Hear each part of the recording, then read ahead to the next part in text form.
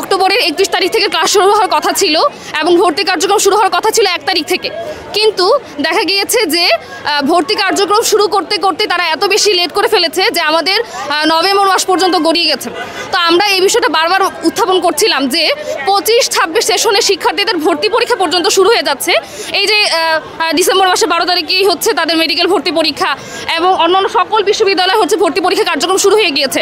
কিন্তু দেখা গিয়েছে যে এখন 24-25 সেশনের শিক্ষার্থীদের ক্লাসই শুরু হয় নাই। তো এই ক্ষেত্রে তো 24-25 সেশনের শিক্ষার্থীদের সেশন জট হয়ে যাচ্ছে। তো দেখা যাচ্ছে যে কিছু শিক্ষার্থীদের এরকম হয়েছে যে তারা দূরের কোনো বিশ্ববিদ্যালয়ে পড়তে যেতে চায় না। তো দেখা যায় যে রাজশাহী বিশ্ববিদ্যালয়, চট্টগ্রাম বিশ্ববিদ্যালয়তে হয়তো একটু দূরের সাবজেক্ট পেয়েছে বা দূরে পরিবার থেকে মেয়েদেরকে যেতে দিচ্ছে না।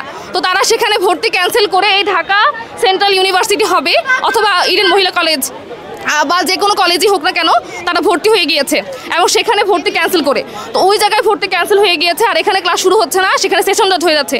তো এটা তো 24-25 সেশনের শিক্ষার্থীদের জন্য অনেক বড় একটা জুলুম হয়ে যাচ্ছে। তারা ক্লাস শুরু করার জন্য বারবার দাবি উত্থাপন করতেছে, কিন্তু এই দাবির কোনো দিকে তোয়াক্কা করতেছে না। এমনভাবে বলতেছে যে তোমাদের 24-25 সেশনের শিক্ষার্থীদের দায়িত্ব আমাদের না, ঢাকা সেন্ট্রাল ইউনিভার্সিটি হয়ে যাবে তখন তো আমাদের ক্লাস নিবে, আমাদের দায়িত্ব না।